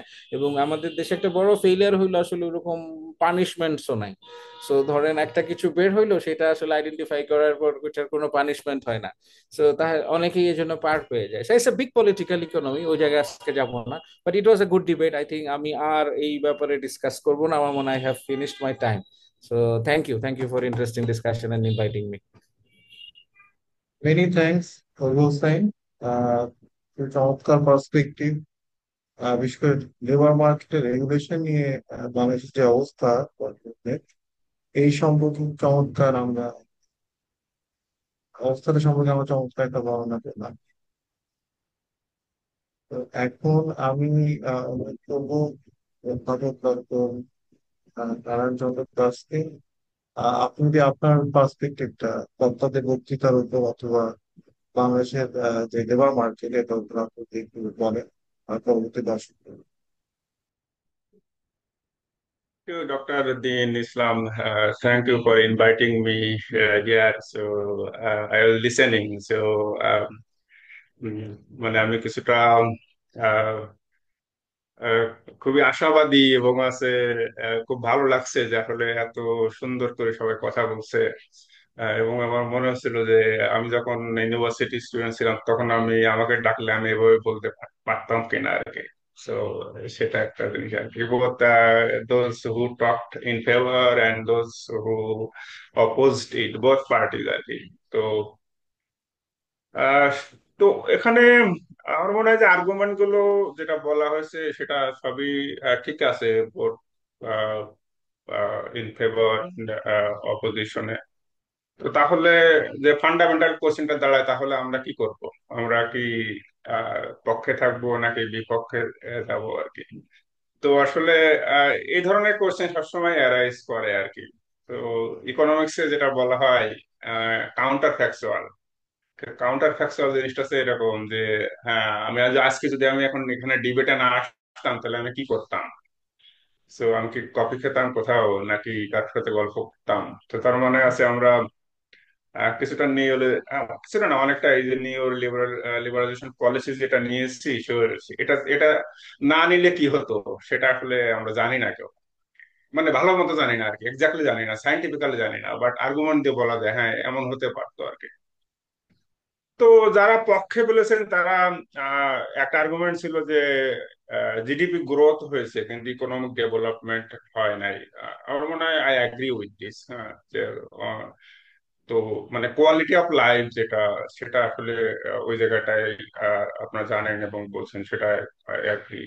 Dissent জবের বিষয় আছে। হ্যাঁ, দেখেন আমার কাছে মাঝে মাঝে মনে হয় যে এই যে আমাদের অনেকের বাসায় যে কাজের লোকগুলো থাকে আর কি, যারা কাজ করতে আসে, সকালে আসে, তারা কি শুক্রবারেও আসে? তারা কি শনিবারেও আসে? তাদের কি একদিন ছুটির দরকার নাই? তো আপনি চিন্তা করেন আর কি যে সেটা কি ডিসেন্ট জব? আমার মানে marginal product equal to wage হতে হবে। তার মানে কি এরকম যে আমি শুক্রবার দিনে একটা ছুটি পাবো না? কিন্তু আমরা কি দেই? সেই জায়গায় কি আমাদের ভালো গবেষণা আছে? তো আপনারা করবেন আর কি, ঠিক আছে, যে আসলে তো এই তার মানে দেখেন এখানে কিছুটা ইন্টারভেনশন দরকার। মানে আমরা মার্কেটের উপরে ছেড়ে দিব, এটা ঠিক আছে। আমরা যখন বলি গভর্নমেন্ট যদি বলেন যারা হাউসমেট যারা কাজ করবে ওদের মিনিমাম স্যালারি 5,000 টাকা, সেখানে আবার কোশ্চেনটা আছে যে তাহলে অনেকেই আহ, নিজেরাই কাজ করবে, এটা নিবে না, এমপ্লয়মেন্ট ফল করবে। তো তাহলে অন্তত তো গভর্নমেন্ট বা আমরা যারা অ্যাডভোকেসি করি তারা তো এটা একটু ফেসবুকে লিখতে পারি যে আমাদের কাজের লোকদেরকে একদিন 2 দিন ছুটি দেই। হ্যাঁ, তো অনেকে দেয়, আমি জানি না আবার সবাই পায় কিনা, বাট ইস্যুটা রেজ করলাম যে মানে আমার কাছে কোনো সাইন্টিফিক এভিডেন্স নাই, কিন্তু মানে অনেক সময় মনে হয় যে আমরা দেই কিনা আর কি, হয়তো বা জানি না আর কি, সেটাও জানি না যে ভালো মতো জানি না, বাট যদি না দেয় তাহলে দেওয়ার ব্যবস্থা করা যায় কিনা আর কি। তো আরএমজি সেক্টরের কথা আপনারা বলেছেন, এটা ঠিক আছে। আমরা যদি আরএমজি সেক্টরের যে ওয়েজ, সেটা তো অনেকটা কিছুটা মিনিমাম ওয়েজ ঠিক করে করা হয়, কিন্তু সেটা তো আহ, অনেকটা বার্গেনিং এর পরে বোথ সাইড এর পরে একটা নির্দিষ্ট অ্যামাউন্ট করা হয়, কিন্তু সেটা যদি আমাদের লিভিং কস্টের সাথে চিন্তা করি সেটা হয়তো বা এনাফ না। তো তাহলে এখানে মার্কেট ইন্টারভেনশনের দরকার আছে। কিভাবে দরকার আছে? যদি গভর্নমেন্ট যদি মনে করেন যে তাদেরকে লিভিং কন্ডিশনটা একটু ভালো করে, সে হাউজিং ফ্যাসিলিটি, হেলথ ফ্যাসিলিটি, তাদের যদি হেলথ ইন্স্যুরেন্সের কোনো একটা ব্যবস্থা করা যায়। কারণ আছে আমার কোটি কোটি টাকা, বিলিয়ন বিলিয়ন ডলার আমি ফরেন এক্সচেঞ্জ পাচ্ছি, সেটা যদি আমি 2% যদি খরচ করি তাদের মানে হেলথ ইন্স্যুরেন্সের জন্য, তো সেটা তো আসলে কিছুটা মানে ডিসেন্ট জবের ক্ষেত্রে কিছুটা এগিয়ে যাওয়া যায় আর কি, তাই না? তারপরে হ্যাঁ, লেস স্যালারির কথা বলেছেন। আবার ইন বিপক্ষে যারা বলছেন তাকে ওখানে অনেক সুন্দর সুন্দর আর্গুমেন্ট আসছে। I particularly like the argument যে যে আমাদের যে এইড ডিপেন্ডেন্ট কান্ট্রি থেকে যে আমরা বেরিয়ে আসলাম আর কি, সো এটা একটা ভালো আর্গুমেন্ট আর কি। তারপরে পলিটিক্যাল পলিটিক্যাল ইনস্টাবিলিটি, সো এটাও খুব গুরুত্বপূর্ণ, কারণ আমরা জানি যে আসলে ডেভেলপমেন্টে যেটা হয়েছে, তবে আরো ভালো হতো, আরো বেশি হতে পারতো যদি পলিটিক্যাল স্টেবিলিটি থাকতো আর কি। তো এখানে এফডিআই এর কথা বলা হয়েছে, কারণ এফডিআই খুবই গুরুত্বপূর্ণ যে আমরা এখন বাংলাদেশের আহ, আহ, যে অবস্থা, সেখানে দেখেন আমরা আহ, আপনারা জানেন যে আমাদের কম্পারেটিভ অ্যাডভান্টেজের বেশিরভাগ সেই আরএনজির ভিতরে লিমিটেড আছে, যে 80% আমাদের টোটাল এক্সপোর্ট স্টিল সেই আরএনজি এর উপরে। তো এখন আমাদের হয়তো বা যে অবস্থা, সেখানে আমরা খুব তাড়াতাড়ি যে আরো কোনো প্রোডাক্ট ওইরকম আরো 10% বা 20% একটা এক্সপোর্ট আইটেম যেটা শেয়ার থাকবে, সেটা মনে হয় না খুব তাড়াতাড়ি পারবো। কিন্তু সেক্ষেত্রে যদি আমার এফডিআই এসে বিদেশি কোম্পানিগুলো করতে পারে, তাহলে তো আমার দেশে ভ্যালুয়েশন হবে, তাই না? তো সেটা তো মানে লিবারাল ইকোনমির একটা ওয়ে আর কি।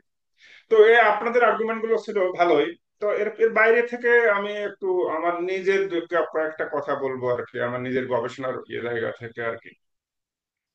দেখেন, এই আরএনজি সেক্টরে নিয়ে আমরা যদি শুরু করি, দেখেন আরএনজি সেক্টরে আমরা এখনো কি জানি যে মিড লেভেল এবং সিনিয়র যারা, এটা কিন্তু সব বেশিরভাগ বিদেশি।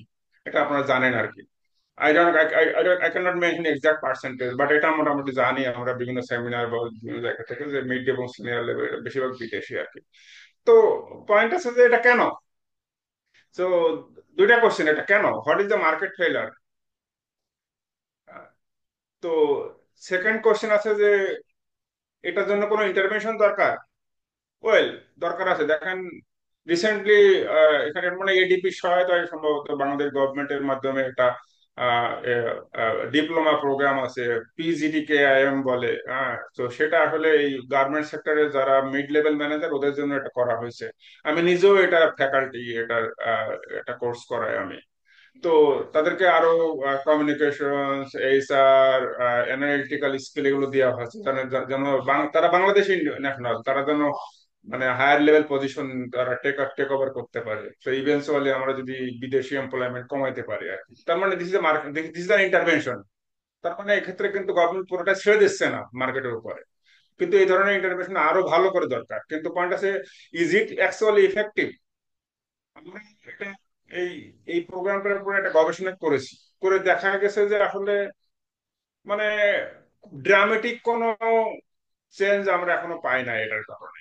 যে যে যারা এই ট্রেনিংটা নিয়েছে, তাদের যে খুব ভালো বেশি প্রমোশন হয়েছে, খুব মানে 2 বছরের ভিতরে 2-3টা প্রমোশনে বিগ রোল প্লে করছে বা বড় বড় পজিশনে নিচ্ছে, সেটা এখনো হয় না। বাট ইভেন্চুয়ালি ভিসার হতে পারে, বাট সেটা নিয়ে গবেষণা করার দরকার আর কি। তার মানে এখানে মার্কেট ইন্টারভেনশন দরকার। তারপর মার্কেট ফেইলারটা কি, সেটা নিয়ে একটা গবেষণা করার দরকার। সেটার জন্য টাকা দরকার। তো সেটাও তো গভর্নমেন্টের একটা ইন্টারভেনশনের পার্ট। টাকাটা কোথা থেকে আসবে, কে দিবে? ঠিক আছে, কারণ আমি একাধারে বলছি আমার বুয়েটের যে education quality very high quality.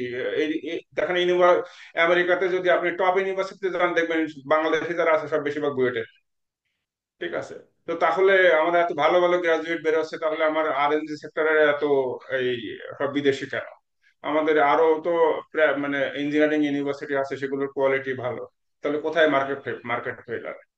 আচ্ছা, সেকেন্ড আছে মাইগ্রেশন। আপনি যদি মাইগ্রেশনের কথা চিন্তা করেন, দেখেন মাইগ্রেশনে আমাদের একটা, আমরা জানি যে আমাদের ইকোনমি দুইটা পিলারের উপর দাঁড়িয়ে দাঁড়িয়ে আছে, একটা আছে আরএনজি, একটা আছে রেমিটান্স। তো সেখানে কিন্তু আহ, আমাদের আহ, অন্যান্য দেশের যারা বেশি করে ইন্ডিয়া বা অন্যান্য দেশ, শ্রীলঙ্কা, ওনাদের দে- দেশ থেকে যারা বাইরে আছেন, বেশিরভাগ কিন্তু আরো ম্যানেজেরিয়াল পজিশনে আছে। ঠিক আছে, কিন্তু আমাদের যারা আসলে basically less skill, semi semi skill আর কি। তো আমরা আসলে আপ স্কিলটা কিভাবে ধরতে পারি আর কি।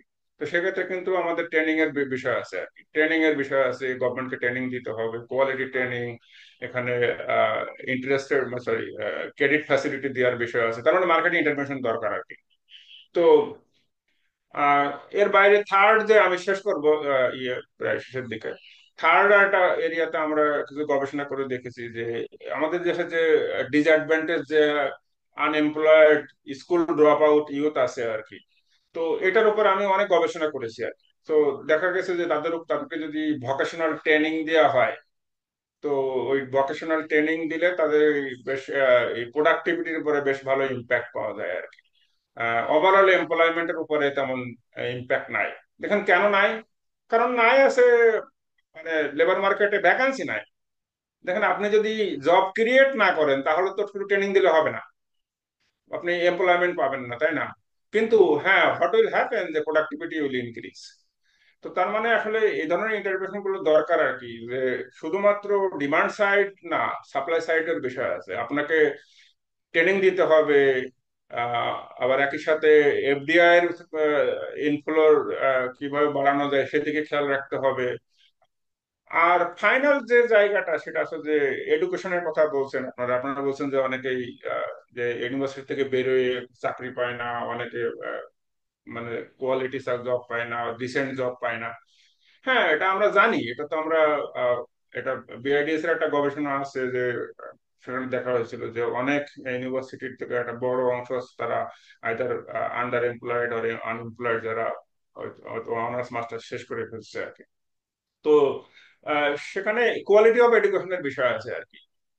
কোয়ালিটি অফ এডুকেশন যদি আপনি এনশিওর না করতে পারেন তাহলে আহ, মানে যদি এফডিআই এসে যদি বড় কোনো কোম্পানি এখানে খোলে বা আপনার আছে সে ওয়ালটন আরো এক্সপ্যানশন হয়, তাহলে তাদের যে কোয়ালিটি ম্যান পাওয়ার লাগবে আমরা আসলে ওই ধরনের কোয়ালিটি ম্যান পাওয়ার দিতে পারছি কিনা আর কি। তো সেখানে গভর্নমেন্টের ইন্টারভেনশন দরকার আছে, কারণ শুধুমাত্র প্রাইভেট ইউনিভার্সিটি সেটা তো হ্যাঁ প্রাইভেট ইউনিভার্সিটির উপর ছেড়ে দিলে তো হবে না। তো গভর্নমেন্টের যে এতগুলো কলেজ আছে বাংলাদেশে, সেখান থেকে থেকে হাজার হাজার যে গ্রাজুয়েটস বের হচ্ছে সেটার কোয়ালিটি তো দিকে খেয়াল রাখতে হবে আর কি। তো finally congratulations, I am very hopeful যে আহ, আপনারা যখন আরো 1-2 বছর পরে লেবার মার্কেটে আসবেন, so you are not those like যাদের কোয়ালিটি শর্টেজ আছে, বাট বিকজ আপনারা যেভাবে আর্গুমেন্ট দিয়ে কথা বলছেন এবং যেভাবে ফ্লুয়েন্ট আপনারা, so I am really hopeful and congratulations and thank you Din for inviting me, for giving me the opportunity to learn. Thank you so much অধ্যাপক ডক্টর নারায়ণ দাস। আপনি আপনার নিজের গবেষণা থেকে যে বিষয়গুলো আমাদেরকে জানান, সত্যি এনরিচিং ছিল। আমরা শেষ করবো, কিন্তু শেষ করার আগে আমাদের মাঝে দুজন শিক্ষক উপস্থিত আছেন। খুলনা ইউনিভার্সিটি থেকে মেহেদী হাসান খান, অধ্যাপক ডক্টর মেহেদী হাসান খান, এবং Maulana Bhashani science and technology university থেকে অধ্যাপক ডক্টর নাজমুল সাদেকিন। আমরা ওনাদের কাছ থেকে একটু শুনতে চাই 2-3 মিনিট। আহ অধ্যাপক ডক্টর মেহেদী হাসান খান, আপনি যদি আজকে বিতর্কের বিষয় বিতার্কিকদের যে বক্তব্য অথবা বাংলাদেশের লেবার মার্কেট নিয়ে একটু 2-3 মিনিটের ভেতর কমেন্ট করেন। Thank you. Thank you very much. Actually আমরা প্রোগ্রামের থ্যাংক ইউ যে একটু সুযোগ দেওয়ার জন্য। বেসিক্যালি একটা পরিচিত হওয়ার সুযোগ হলো।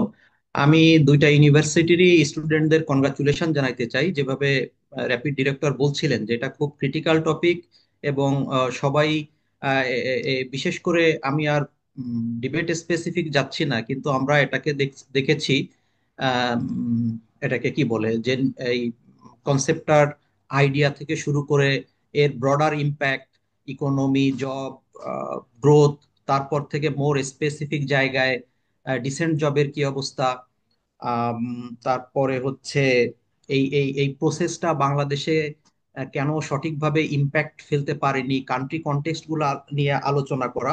সো এরপরে আমাদের দুজন প্যানেলিস্ট তাদের অভি হোসেন এবং বিআইজিডির নারায়ণচন্দ্র দাস ট্রুলি তাদের এক্সপিরিয়েন্স শেয়ার করলেন। তো এই এই এই ডিবেটটা আসলে খুব ভালো। আমার একটা জিনিস একটু শেয়ার করার জন্যই দিলাম যে বাংলাদেশের একটা রিয়ালিটি অথবা মিথ হচ্ছে যে কোনো পলিসিতে শুধুমাত্র কয়েকটা সিভিল সোসাইটি অর্গানাইজেশন অথবা সিনিয়র যে যার ফিল্ডে, ইকোনমিক্স এর ফিল্ডে হলে ইকোনমিক্স, পলিটিক্যাল হলে এই ধরনের এক্সপার্টরাই শুধু পলিসিতে কন্ট্রিবিউট করে। কিন্তু আমরা দেখি যে একজন ডক্টর সে ফিফথ ইয়ারে গিয়ে তার আগের থেকে ইন্টার্নি শুরু করে, সে সার্জারি করে, সে সে বিভিন্ন অপারেশনে করে। কিন্তু আমাদের দেশে এটা পলিসি ডিবেটে পার্টিসিপেট করার জন্য অনেক সময় প্রয়োজন হয়। আমরা খানিকটা এটাকে ধরেই নিয়েছি। তো আমি র্যাপিড ডিরেক্টরকে ধন্যবাদ জানাতে চাই যে আসলে মানে economist students are also doctor, তাদেরকে এই কালচারটা শুরু করাতে হবে। তো আমাদের যে জায়গাগুলা আসছে নিশ্চয়ই শুধু এই স্টুডেন্ট পর্যায়ে না, ইকোনমিক পলিসিতে যে যে পরিসর থেকে কন্ট্রিবিউট করতে পারবে আপনার এই প্রয়াস নিশ্চয়ই চালু থাকবে এবং আপনি এর কাভারেজটাকেও আরো বাড়াবেন। তো আমার কাছে মনে হয়েছে যে আমরা আজকে থেকে টেক অ্যাওয়েটা কি, আমরা আসলে যে ডিবেটটা ছিল যে নিউ লিবারেল পলিসির এটা ডিসেন্ট জব ক্রিয়েট করতে পেরেছে কি পারেনি, আমরা আসলে কেউ এই পলিসির কেউ ঠিকা নেয়নি। আমাদের দেশের কনটেক্সটে আলোচনা করে যে দেখতে হবে আসলে আমাদের জন্য কোনটা বেনিফিশিয়াল। আমাদের এরকম যে একটা আলোচনা, আমার কাছে মনে হয় টেক অ্যাওয়ে হিসেবে আমরাও এটাকে দেখতে চাই যে আসলে আমাদের কান্ট্রি কনটেক্সটে এই পলিসিটা এখন কতখানি মানানসই, অথবা কোন জায়গায় আমাদেরও রিফর্ম প্রয়োজন।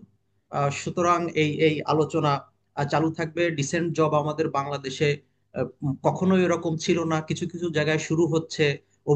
হোসেন বললেন যে এটা অনেক জায়গায় কিতাবে আছে কিন্তু রিয়ালিটি ডিফারেন্ট, আমরা সবই এটা জানি।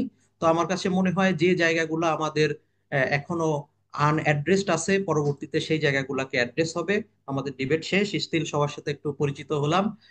আর বাকি স্টুডেন্ট এবং অল দা পার্টিসিপেন্ট সবার জন্য best of luck. Thank you very much. Thank you. অসংখ্য ধন্যবাদ অধ্যাপক ডক্টর মেহেদী হাসান খান। আপনি আমার কাজটাকে একটু সহজ করে দিলেন, খুব সুন্দরভাবে আপনি টেক ওয়েজ বা সামারি করলেন। অসংখ্য ধন্যবাদ, বিশেষ করে জয়েন করার জন্য এবং পুরোটা সময় আমাদের সাথে থাকার জন্য। থ্যাংক ইউ আমরা ভেরি মাচ। এখন একটু কয়েক 2-3 মিনিটের ভিতরে একটু শুনতে চাই অধ্যাপক ডক্টর নাজমুল সাদিকী।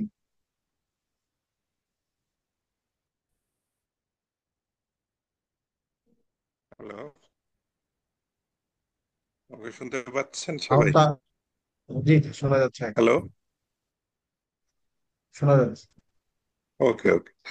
আসসালামু আলাইকুম। আহ, শুভ অপরাহ্ন সবাইকে। আহ, এতক্ষণ ধরে আহ, পক্ষে এবং বিপক্ষের এবং সুন্দর একটা টপিক ছিল, যেটার আসলে কোনো কনক্লুশন নাই, এবং যারা আলোচনায় ছিলেন সবার কথাই শুনলাম এবং অনেক কিছু নতুন কিছু জানলাম। আমার কাছে মনে হলো যে আমি অনেক নতুন কিছু শিখেছি। তো র্যাপিডকে ধন্যবাদ। আহ, যে আমাদের, আমি মাওলানা ভাসানী থেকে এখানে শিক্ষকতা করি। খুলনা ইউনিভার্সিটি খুলনাতে অবস্থিত, মাওলানা ভাসানী টাঙ্গাইলে অবস্থিত। বলা যায় দুটা সীমান্তবর্তী দুইটা জেলাকে, আমরা দুই জেলাতে আমরা যদি বাংলাদেশের লেবার ফোর্সে দেখি যে লেবার ফোর্সের কন্ট্রিবিউশন কম আসলে, বিশেষ করে ফরেন রেমিটেন্স আনার ক্ষেত্রে আমাদের টাঙ্গাইল এবং খুলনার অনেক কম পার্টিসিপেশন আছে। তা আমাদের স্টুডেন্টরাও যে এত সুন্দর করে চিন্তা করতে পারে, আজকের এই ওয়েবিনারে না আসলে আসলে ঠিক বুঝতাম না। তো সবাইকে ধন্যবাদ। আমি আশা করব যে র্যাপিড ভবিষ্যতে আরো এ ধরনের আহ, এই ওয়েবিনার এবং ফিজিক্যাল আরো হয়তোবা ডিবেট কিংবা অন্য কোনো অর্থনৈতিক অলিম্পিয়াড এই জাতীয় কোনো কিছুতে মাওলানা ভাসানী এবং অন্যান্য ইউনিভার্সিটি অর্থনীতি বিভাগকেও, আমরা দুইটা ডিপার্টমেন্টই নবীন, আমাদেরকে সাথে রাখবেন। এবং সবাইকে ধন্যবাদ। অসংখ্য ধন্যবাদ অধ্যাপক ডক্টর নাজমুল সাদিকী, এবং আপনাদের সবাইকে অসংখ্য ধন্যবাদ। আমাদের 1 ঘন্টার উপরে হয়ে গেছে, এবং আজকে আমাদের এটা ছিল প্রথম পলিসি ডিবেট। আমরা জেনারেলি ওয়েবিনার করি, মান্থলি র্যাপিড ওয়েবিনার। এবং আমাদের আসলে এই প্ল্যাটফর্মের মূল উদ্দেশ্য হচ্ছে গিয়ে যারা তরুণ এবং নতুন গবেষক আছেন, বিশেষ করে অর্থনীতি এবং সামাজিক বিজ্ঞানের অন্যান্য শাখায়, তাদেরকে একটা সুযোগ দেয়া, তাদের কথাগুলো বিশেষ করে যারা সিনিয়র আছেন তাদের কাছে পৌঁছে দেয়া, তাদের সাথে কানেক্ট করা। তো আমরা অবশ্যই এই উদ্যোগকে কন্টিনিউ করব, এবং আমরা আশা করব যে আমাদের উদ্দেশ্য হচ্ছে ঢাকার বাইরে বিশেষ করে যে ইউনিভার্সিটি গুলো আছে সেগুলোকে কানেক্ট করা, সেগুলোকে মেইন স্ট্রিমে আনা, তাদের ভয়েস গুলোকে। আশা করি আপনারা আমাদের সাথে থাকবেন, সহযোগিতা করবেন। আমি খুলনা ইউনিভার্সিটি এবং মাওলানা ভাসানী বিজ্ঞান ও প্রযুক্তি বিশ্ববিদ্যালয় সকল শিক্ষার্থীকে আবার অভিনন্দন জানাই। খুবই চমৎকার ছিল, আমরা অনেক কিছু শিখেছি, জেনেছি। আমি ধন্যবাদ জানাতে চাই ওভাবে আমাদের দুজন প্যানেলিস্ট, অধ্যাপক ডক্টর নারায়ণ দাস এবং বিউ সেনকে। আপনারা আপনাদের মূল্যবান সময় আমাদের সাথে ব্যয় করেছেন। আমি সবাইকে আহ আমন্ত্রণ জানাতে চাই আমাদের নেক্সট ওয়েবিনারে। সেটা নেক্সট মান্থের লাস্টের দিকে হবে, লাস্ট উইকে। সবাই ভালো থাকবেন, আশা করি দেখা হবে। জি, সালাম আলাইকুম। Thank you everyone. Thank you. Bye bye. Thank you, thank you, thank you.